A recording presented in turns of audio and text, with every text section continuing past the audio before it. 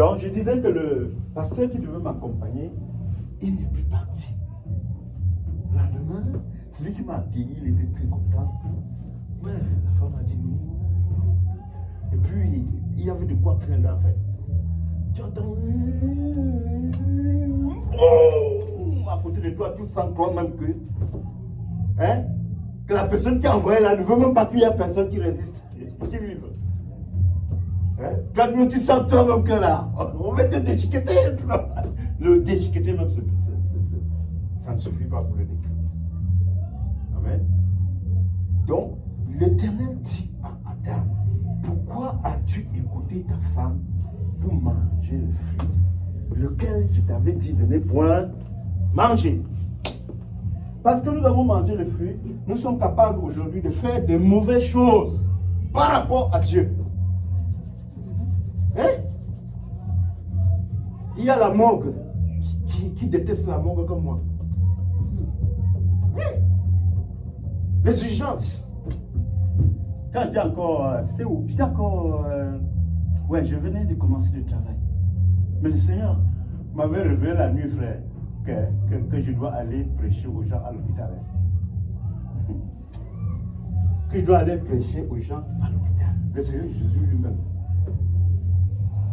Déjà, pour commencer, même jusqu'à aller à l'hôpital, c'est déjà très dur. Il y a des choses compliquées. Alors, j'ai pris quand même le courage, je suis allé à l'hôpital. En arrivant à l'hôpital, j'ai trouvé qu'il y avait les urgences. Le bus avait connu quelqu'un, sa tête était écrasée. J'ai fui.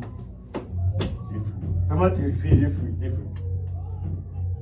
Plus tard encore, il y a un prof qui est à Yaoundé, il enseigne à l'université, il est chrétien, il travaille, il est cardiologue, et puis il a organisé des réunions.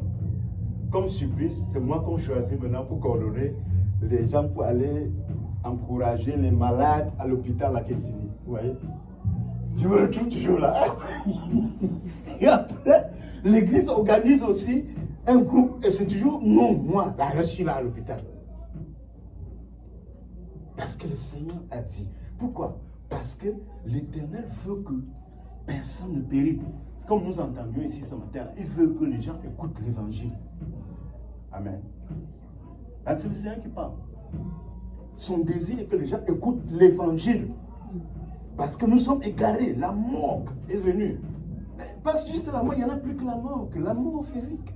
Il y a la mort spirituelle, la séparation d'avec Dieu. Pour être torturé à jamais, à toujours. La Bible dit pas de repos ni jour ni nuit. Quelqu'un va souffrir ni jour ni nuit, il n'a pas de repos. Non. C'est pourquoi je prie pour les enfants, je prie pour moi-même. Seigneur, ça ne vaut pas la peine. Faites tout ce qu'il faut pour transformer les gens. Ça ne vaut pas la peine. Les cris de leur tourment montent au siècle des siècles. Ils n'ont pas de repos, ni jour, ni nuit. Parce que nous sommes devenus ennemis de Dieu. L'homme, par nature, est ennemi de Dieu. Romains chapitre 8. L'affection aux choses de la chair. Hein? Le désir charnel, là, le plaisir charnel font la guerre contre l'âme. Amen. L'affection aux choses de la chair, dit bien l'apôtre Paul, c'est l'inimitié contre Dieu. Celui qui s'affectionne aux choses de la chair ne saurait plaire à Dieu. Ça, c'est le Tout-Puissant qui le dit. Le Seigneur lui-même. Parce que Dieu est esprit. Amen. Et l'homme qui est charnel a le désir contre le désir du Saint-Esprit. Oh, Dieu étant esprit, c'est opposé.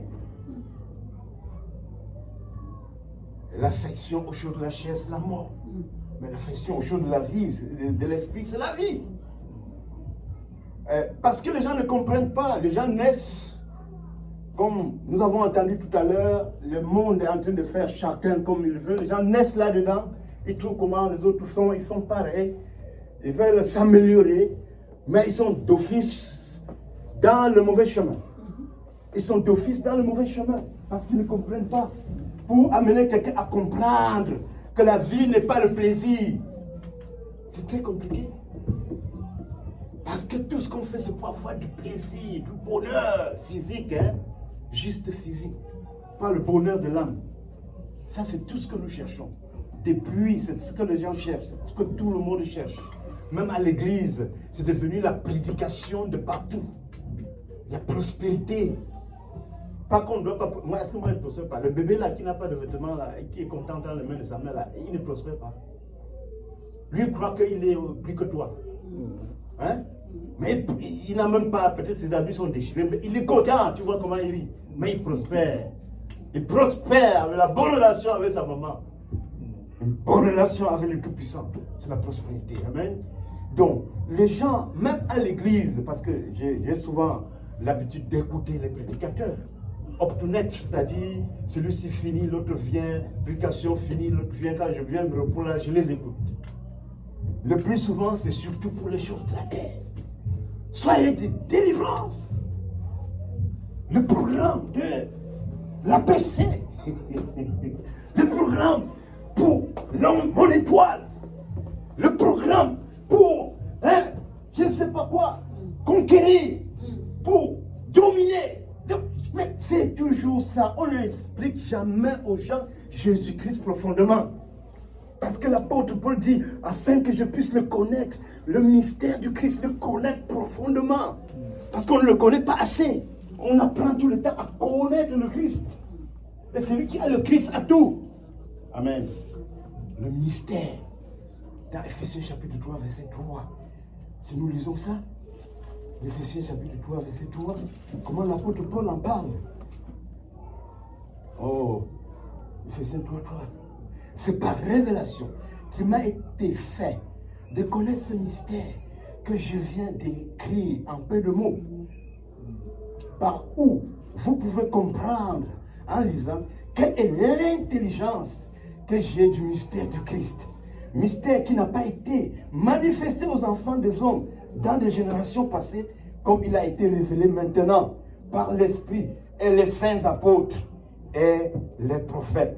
À savoir que les gentils seraient cohéritiers et qu'ils formeraient un même corps et qu'ils participeraient à sa promesse en Christ par l'évangile. Amen. On doit connaître le Christ. C'est-à-dire que le Christ demeure en nous. Amen. Que le Christ demeure en nous. Celui qui demeure en moi porte plus de fruits. Il faut que nous demeurons dans le Christ et que le Christ demeure en nous. Ce n'est pas le matériel, on ne demeure pas dans le matériel. Le matériel va passer, amen. Les diplômes vont passer. Même les avions privés vont passer. Alléluia.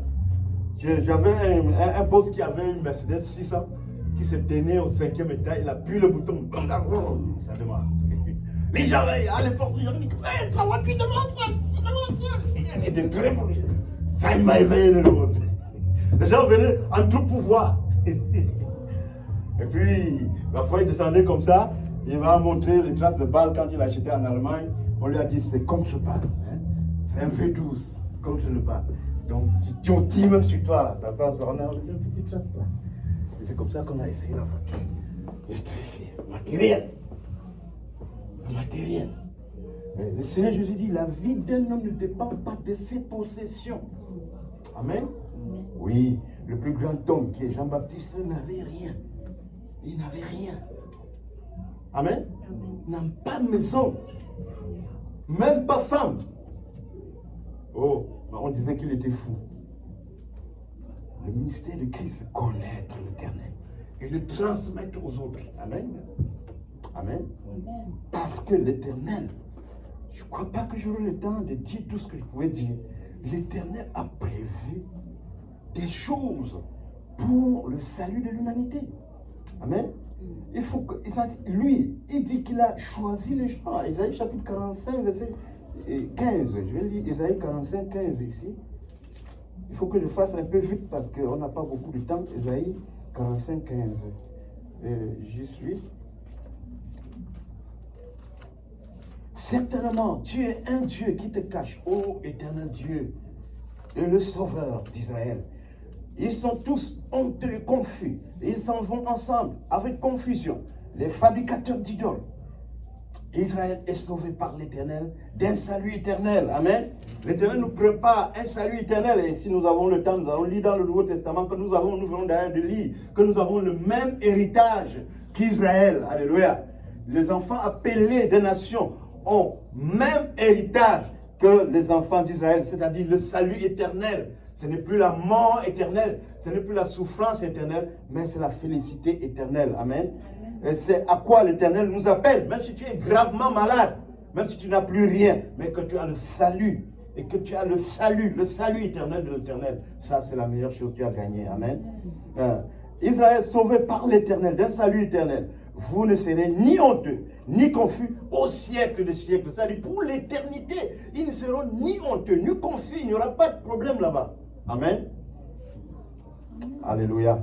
Car ainsi dit l'Éternel, qui a formé les cieux, lui, le Dieu qui a formé la terre et qui l'a fait, lui, qui l'a fondé, qui ne l'a créé, qui ne l'a pas créé pour être déserte, mais qui l'a formé pour être habité. Je suis l'Éternel, il n'en a point d'autre. C'est l'Éternel lui-même qui parle. Il dit qu'il est l'Éternel, il n'a point d'autre. Et il fait cette promesse à quiconque vient à lui. Amen.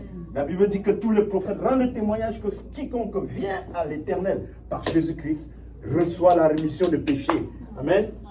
Oui, nous devons prêcher l'évangile. C'est pour cela que Jésus a insisté.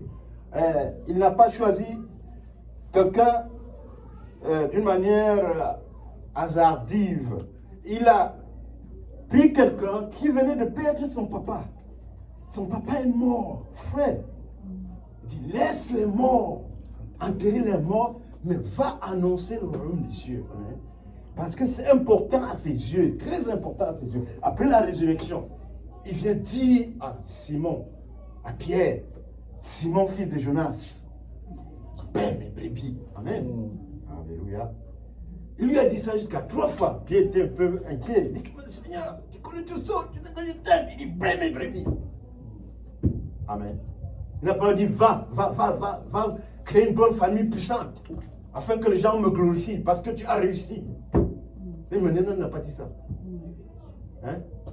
Comme ça, tu auras beaucoup d'argent. Ta femme pourra avoir tout le perruque du monde. Échanger les ongles, acheter l'encre pour peindre sa bouche. Non, il n'a pas dit ça. Ou acheter les cheveux sacrifiés aux Indiens, là. Vous dire, tu sais que les cheveux, là, ça fait $1 milliard de chiffre d'affaires. Parce que les Indiens, quand ils veulent dédicacer quelque chose à leur Dieu, par exemple, si une maman indienne a un enfant qui veut que l'enfant prospère, parce que la chevelure d'une femme, une partie de sa beauté, elle va couper ça pour sacrifier à l'idole, hein, n'est-ce pas, avec un feu, que cet enfant puisse réussir. Et il y a une société qui récupère ces cheveux-là et qui les nettoie et qui revendent. Beaucoup de femmes, disant chrétiennes, s'allument pour prendre, pour acheter les choses sacrifiées aux idoles. Alors que le Seigneur dit, soyez donc simples comme les colombes et prudents comme des serpents. Amen. Le Fils de l'homme n'avait ni beauté, ni rien pour attirer les regards. Et l'apôtre Pierre, à qui il a dit, paie mes brebis, il dit dans 1 Pierre chapitre 4, verset 7, soyez sobres.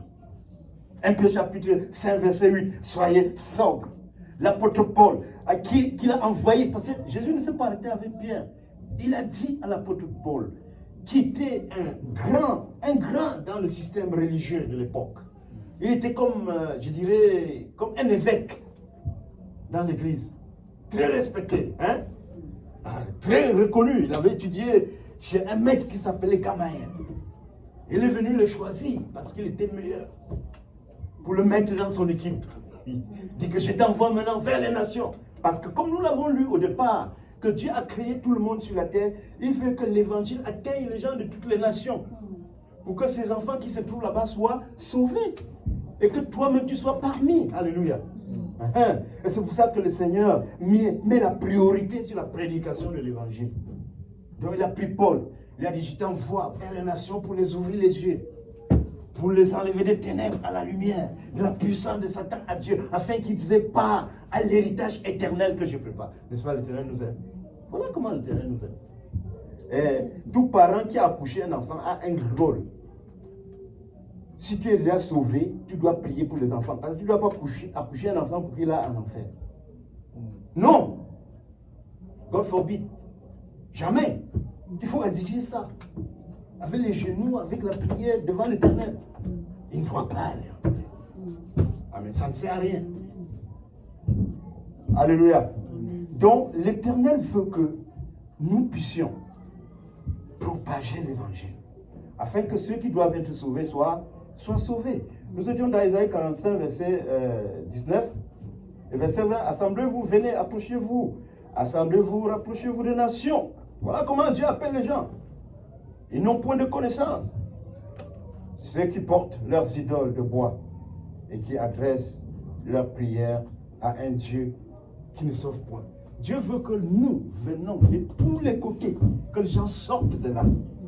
Et si nous lisons encore un autre texte dans l'Ancien Testament, le Seigneur explique là-bas, dans Exode 19 par exemple, à partir du verset 3, Exode 19, verset 3, je vais lire ici, Exode 19, verset 3, lorsque le Seigneur parle aux enfants d'Israël, l'Éternel ne fait pas de discrimination. Il a une raison pour laquelle il prendra l'un et il va laisser l'autre. Parce que la Bible dit de deux personnes qui seront sur un même lit, l'une sera prise et l'autre laissée. De deux personnes qui mourront ensemble, l'une sera prise et l'autre laissée. De deux personnes qui seront dans la plantation, l'une sera prise et l'autre laissée. Dieu a une raison fondamentale pour laquelle il prend une personne et il ne prend pas l'autre. Et si nous lisons, au 3e mois, après que les enfants d'Israël furent sortis du pays d'Égypte, ils vinrent en ce jour-là au désert du Sinaï. Étant partis de Rifdim, ils vinrent au désert de Sinaï et ils campèrent dans le désert et Israël campa là vis-à-vis de la montagne. Et Moïse monta vers l'Éternel et l'Éternel l'appela de la montagne en disant, tu parleras ainsi à la maison de Jacob et tu déclareras ceci aux enfants d'Israël. Vous avez vu ce que j'ai fait aux Égyptiens. Ça, c'est le Tout-Puissant qui parle, l'Éternel. Et que je vous ai porté sur les ailes d'aigle. Et que je vous ai fait venir vers moi. Il dit que vous-même, vous avez vu ce que j'ai fait aux Égyptiens. Tout le monde, nous savons ce qui était arrivé aux Égyptiens. Comment ils s'étaient noyés dans la mer. Maintenant, donc, si vous obéissez véritablement à ma voix et gardez mon alliance, alors vous me serez d'entre tous les peuples un trésor particulier, car toute la terre est à moi. Vous serez un royaume de sacrificateurs, une nation sainte. Voilà les paroles que tu diras aux enfants d'Israël. La condition est que les enfants d'Israël ne puissent pas faire comme les Égyptiens. Amen. Qu'ils ne puissent pas faire comme les Amoréens. Tous ces peuples de la terre-là, Dieu les a créés, mais ils n'appartiennent pas à Dieu. À cause de leurs actions. Et le Seigneur dit ici, que même Israël, qu'il a sauvé là, doit se méfier pour ne pas faire les mêmes choses. Et si Israël suit l'ordonnance, les ordonnances du Seigneur, il sera pour l'Éternel une race sainte, son peuple à lui. Amen. Un royaume de sacrificateurs. Alléluia. Ça, c'est l'Éternel qui parle lui-même. Voilà la condition, c'est pourquoi il vient même devant papa Abraham. Il lui dit quoi?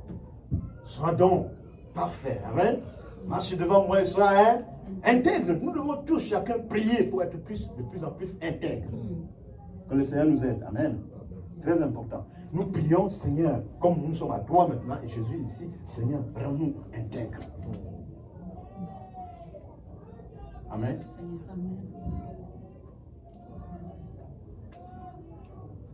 Comme si, même si on est 1000, comme si on remplit l'église, on dit Seigneur, rends-nous intègres. Parce que le Seigneur veut l'intégrité. Et c'est le Seigneur Jésus qui dit, soyez donc parfaits, comme votre Père Céleste est parfait. Amen. Amen, amen. Amen. La Bible nous dit que l'Éternel, il ne fait acception de personne. Quand Pierre est allé chez Corneille, dans Actes chapitre 10, Pierre est allé chez Corneille. D'habitude, les Juifs, dans leur coutume, ne vont pas chez les païens. Mais le Seigneur se révèle à Pierre pour l'envoyer chez un païen. De sur quoi un colonel, ceux qui oppressent le peuple. Un centurion. Corneille. Et puis, là, Corneille avait vu 2 anges venir chez lui, lui demander d'envoyer les gens pour appeler Pierre. Parce que Corneille, voyez-vous, Corneille était un homme qui n'est pas juif. Corneille est un colonel, mais il a un cœur intègre. Amen, amen. C'était un homme intègre. Oh Dieu, la Bible dit que le regard de l'Éternel parcourt toute la terre pour voir ceux qui marchent dans l'intégrité. Amen. Et Dieu a décidé que Pierre vienne expliquer le salut à Corneille. Il a envoyé un ange lui parler. Amen, amen. Et Pierre, quand il a eu la révélation, vous savez, soit où il ce genre de révélation là, vous vous levez un matin comme ça, il y a une révélation qui vous trouble, vous ne comprenez rien, jusqu'à ce que les affaires arrivent dans la journée. Ça arrive souvent. Amen. Donc c'est ce que Pierre a eu. L'Éternel lui a parlé, pas de similitude. Parce que Dieu parle souvent par parabole, il parle par similitude, il parle souvent directement aussi. Amen. Dieu lui a parlé par similitude.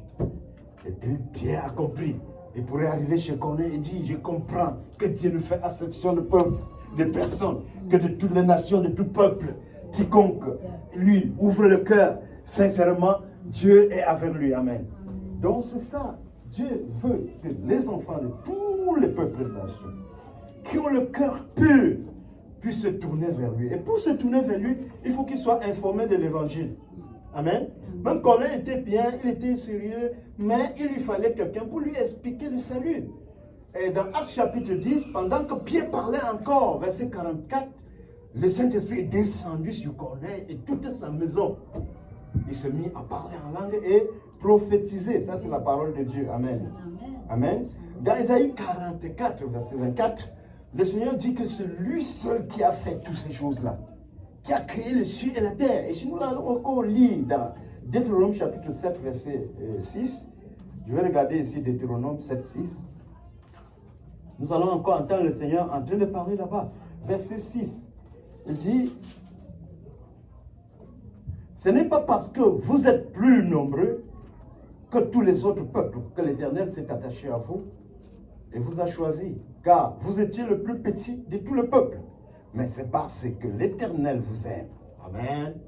Si l'Éternel nous fait comprendre sa parole, c'est parce qu'il nous aime. Hein? Pour que nous puissions hériter la vie éternelle. La vie éternelle qu'il prépare. Parce que l'Éternel nous aime. Et parce qu'il garde le serment qu'il a fait à vos pères. Quand l'Éternel vous a retiré à main forte et qu'il vous a racheté de la maison de servitude et de la maison du Pharaon, roi d'Égypte. Rappelons que le peuple israélien avait souffert entre les mains des Égyptiens pendant combien d'années? 400 ans. 400 ans. Si nous lisons dans le livre de Daniel au chapitre 4, verset 35, on dit que le Dieu du ciel là, il domine sur le royaume du peuple et fait ce qu'il veut. Hein? Et même sur les anges, il fait ce qu'il veut. Et personne ne peut lui dire, qu'est-ce que tu fais? Pendant 400 ans, l'Éternel était là, il voyait. Amen. Comme a dit, j'ai écouté un juif, il disait que là où il y a une souffrance sans raison, il y a une bénédiction qui naît souvent. Amen. On te presse pour rien. On a même vu ça dans des pays où on a pressé par voir ses enfants dans certaines familles, dans certains contrées. Et plus tard, c'est ces enfants-là qui deviennent les dirigeants de ce pays-là. C'est ça, non? Oui, même Joseph. Joseph, c'est la même chose. Joseph a été oppressé dans sa propre famille. Pourquoi? Parce que les forces des ténèbres le connaissaient. Amen. Oh oui, les forces des ténèbres le connaissaient. Et on utilisait les gens comme ça, là. Hein? Non, on utilise les gens, ils ne connaissent rien parce qu'ils n'ont pas la présence de Dieu, ils n'ont pas la crainte de Dieu dans leur cœur. Le diable vient les utiliser contre les élus de Dieu. Amen.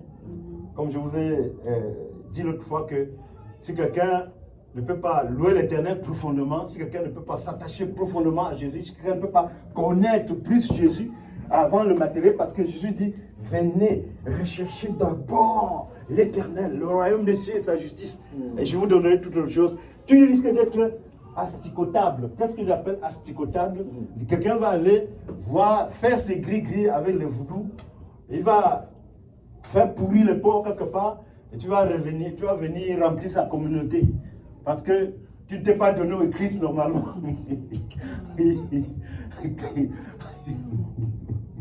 God forbid, hein? Que cela ne soit pas. Hein? On dit qu'il y a beaucoup de gens dans des communautés comme ça, là. Ce n'est pas eux qui voulaient aller là-bas. Hein? Comme un imam en Côte d'Ivoire, pendant qu'il était imam, une enseignante est venue de la France pour enseigner dans un lycée en Côte d'Ivoire. Et là, il y avait un musulman qui convoitait la jeune femme blanche, comme beaucoup de noirs, je ne sais pas, convoitait la femme blanche. Il est allé voir l'imam. Il a pleuré devant l'imam. L'imam lui a dit apporte le caméléon, il a apporté. Apporte le lézard, il a apporté. Il est allé faire les incantations. Arrivé à l'école, parce que le gars était aussi enseignant là-bas, c'est l'enseignant qui est tombé amoureux de... un coup de foudre de démon. Ils se sont mariés. Ils ont eu un garçon. Plus tard, quand le Seigneur a appelé l'imam est allé là-bas pour dire qu'il voulait vraiment s'excuser. La femme dit, mais quoi, qu'est-ce que tu nous as rien fait? Il dit non, l'amour que tu avais eu là, c'est moi qui avais fabriqué ça. C'est moi qui avais injecté l'amour là sur toi. Donc, c'est pourquoi il dit que les gens sont souvent escotables. On les inoptise, on les manipule. Parce que s'il n'y a pas Jésus là autour, là, le diable, mais il te possède, il ne demande à personne. Il fait de toi ce qu'il veut. Amen. Alléluia. Le Seigneur Jésus est bon. Hein? Si je peux vous donner, vous allez l'écouter. Il s'appelle Moussa Kone. Mais il explique ça très bien dans l'un de ses témoignages. Et puis un autre qui était musulman, parce que sa famille a investi sur lui, il était intelligent. Il devait remplacer le père comme imam dans la mosquée, la grande mosquée. Et puis, il y avait des gens comme nous qui venaient toujours lui parler de Jésus. Parler de Jésus, j'ai un autre là, je lui parle de Jésus, on échange. C'est un cheikh man. Il vend que le Coran. On en parle beaucoup. Donc, il est arrivé à la mosquée, il ne sait pas ce qui lui l'a pris. Pendant qu'il était en train de faire son speech, il a dit Jésus-Christ de Nazareth. Ça a déclenché l'inverseur, les musulmans à 180 degrés sont levés pour le tuer. Quand il a dit Jésus-Christ de Nazareth, il dit que la voix était sortie même de haut-parleurs, de haut et partout. Et on dit on veut le tuer immédiatement. On ne veut pas demander qu'est-ce qu'il a passé, on va le tuer.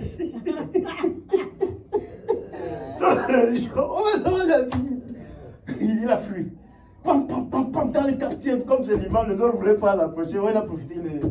Après, il est arrivé ici au Canada. Il est dans l'Ontario ici. Il a une église, même deux. Donc, arrivé au Canada, il ne voulait plus rien comprendre. Parce que quand il a fui, le travail que tu avais dit bien, on prend. On dit que sa famille l'a d'abord déshérité. Et après, on a organisé ses funérailles. Quelqu'un qui est vivant. Quand il a compris, il dit que I still don't have any connection with my family. Oh, c'est vrai. Que jusqu'à présent, je n'ai aucune connexion avec ma famille. Jusqu'à présent. Jusqu'à présent, il dit Jésus-Christ de Nazareth. On ne lui a même pas demandé comment, qu'est-ce qui se passe. Non. Allez, immédiatement, on veut le tuer. Alors, lui dit qu'il voulait donc se tuer. Il a pensé à ça, tout ça un jour. Il voulait se suicider. Il allait acheter les pilules. Vers 3 heures, il voulait boire tous ces comprimés-là et mourir. Parce qu'on l'a déshérité, son père. C'est terrible pour lui. Hein? On a organisé ses funérailles, ça a dit qu'il est là mort. Vers 3 heures, il a préparé le pilule, il veut prendre la porte.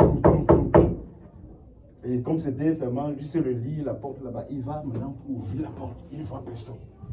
Il rentre s'asseoir. Il s'arrange encore pour prendre le comprimé. Il entend boum, boum, boum. Il part encore. Il ouvre, il ne voit personne. Et il tape le pied sur place comme ça. Pour que la personne qui l'ouvre, il fuit là. Pense qu'il est allé s'asseoir loin dans le lit avant que. Comme ça, quand il va encore taper, il va ouvrir le voie. Boum, boum, boum. Il ouvre la porte. Il entend. If you are more than father's sake, you will be there for you. Si ton père et ta mère t'abandonnent, je serai là avec toi. Amen. Hey, maintenant j'entends la voix. Qui est ce gars? Who is this guy? Now I'm hearing voices. I'm Jesus speaking to you. I'm calling you for something. Et non, écoute, j'ai mentionné ce nom quelque part dans la mosquée. Je me suis trouvé dans trop de troubles. Je ne veux rien faire avec toi. Jésus lui dit que je suis le Dieu d'Abraham, d'Isaac et de Jacob. Je t'appelle pour une autre chose, pour une autre mission.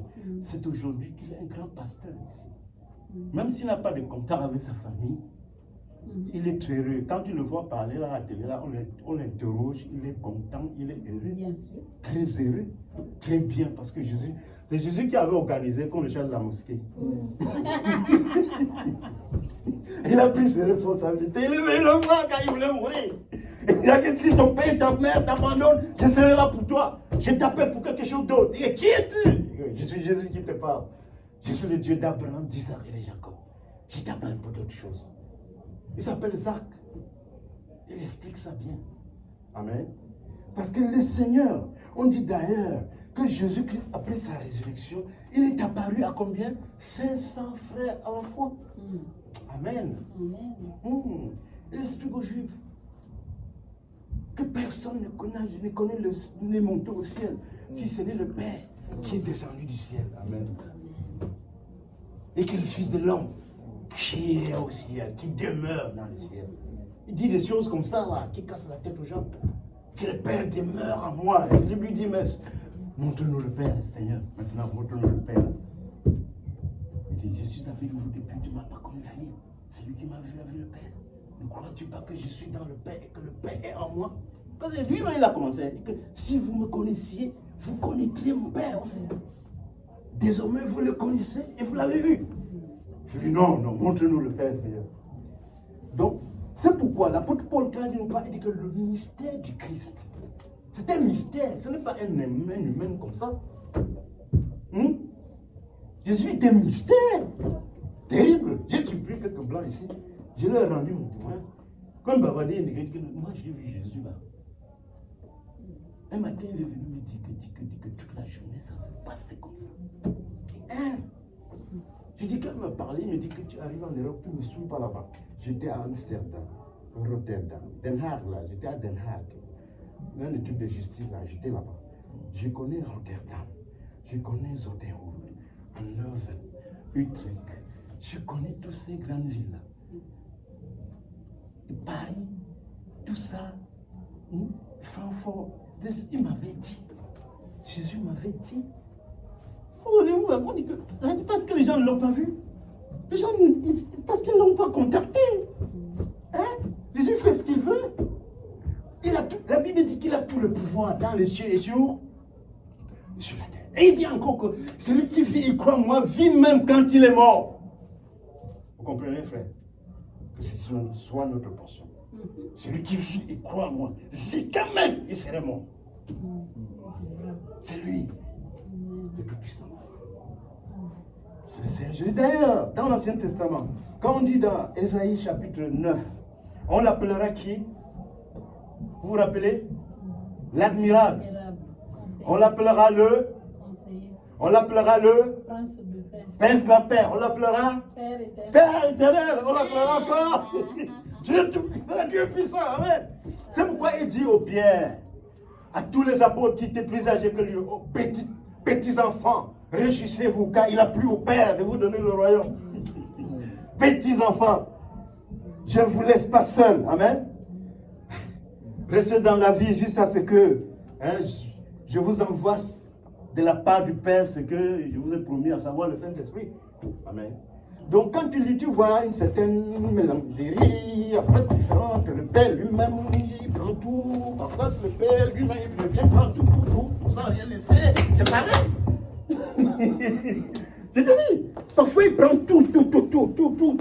Après on vient, on dit c'est le Père, après lui il revient ramasser tout, il porte sur lui. C'est comme ça que ça se passe. Parce que s'il disait tout le pouvoir m'a été donné dans les cieux sur la terre, et que ce n'est pas vrai, c'est injuste. Mais il est la vérité. Il est la vie. Amen. Il est le chemin, il donne pour rien la vie. Amen. Il donne pour rien. Là, il y a un gros cochon qui se lit. Il vient. Parce qu'il est la vie, il a tout créé. Qui peut faire ça? Personne. Il est le propriétaire de tout. J'ai dit aux musulmans que il fait les miracles sans limite, à volonté. C'est-à-dire quand il marche comme ça, il voit une maman qui a une seule fille qui est morte dans le secteur, on veut l'enterrer. On dit qu'il fut ému de compassion. Mais arrêtez. Jeune fille, lève-toi. Oh Seigneur. La fille se lève, il remet à sa mère. Il ne demande rien. Les gens ici, là, ils payent l'huile du prophète, non? me vendre l'eau du Jourdain. On m'a envoyé que j'envoie l'argent. J'ai regardé comme ça. L'eau du Jourdain, je laisse Jésus avec moi. Je vais acheter l'eau du Jourdain. Hein, frère? Je suis avec toi tous les jours jusqu'à la fin du monde. Je vais acheter l'huile du prophète. Hein? Non, ce sont des brokers. On appelle ça en anglais broker. Les détaillants. Tu sais, les détaillants vendent toujours plus cher, non? Il a quelque chose qui veut là-dedans. Il ne veut pas faire ça sans sucer son doigt. Donc, il trouve les moyens pour... C'est pourquoi quand tu vas, on ne parle pas directement de Jésus. On parle de série, la délivrance, la percée, ton année aujourd'hui. On te dit que trouve Jésus là, tu l'attrapes là, c'est fini. Tout est réglé. On ne veut pas. On ne veut pas expliquer ça aux gens. Je suis le chemin, la vérité et la vie. Cherchez premièrement le royaume de Dieu et les autres choses vous seront données. Amen. Amen. Mais c'est ça, frère. L'Éternel t'a dit, mettons l'Éternel au devant. Moi, j'ai souffert ici. Et ça, à ce moment-là, les gens disaient qu'il est fou, tout ça là. Moi, je ne pensais même pas que je peux même faire quelque chose. Seulement l'évangile partout. J'ai un prof qui m'a dit à Rideau là-bas, arrête, va, il y a le projet qui arrive, va préparer le projet. Il va prêcher. Il va préparer le projet. Dans le week-end, j'ai vu l'autre, il ne m'a pas reconnu. J'avais eu à son cours, il est professeur de réhabilitation. Ça dit, on étudiait là-bas les erreurs, les causes des erreurs. Par exemple, que 70% d'accidents d'avion sont des erreurs humaines. Comment corriger les erreurs? Donc, je lui donne le traité, ils n'avaient pas recevoir. En tout cas, il reçoit beaucoup de gens dans l'année, non? Oui.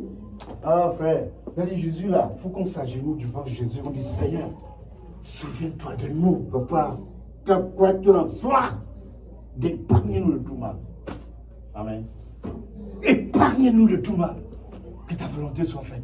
Qu'on le serve de tout notre cœur, de toute notre âme, de toute notre pensée. Tu seras plus que le grand président de la terre. On peut citer qui là? Tu vas le dépasser. Ah oui. Jésus est grand, il est très puissant.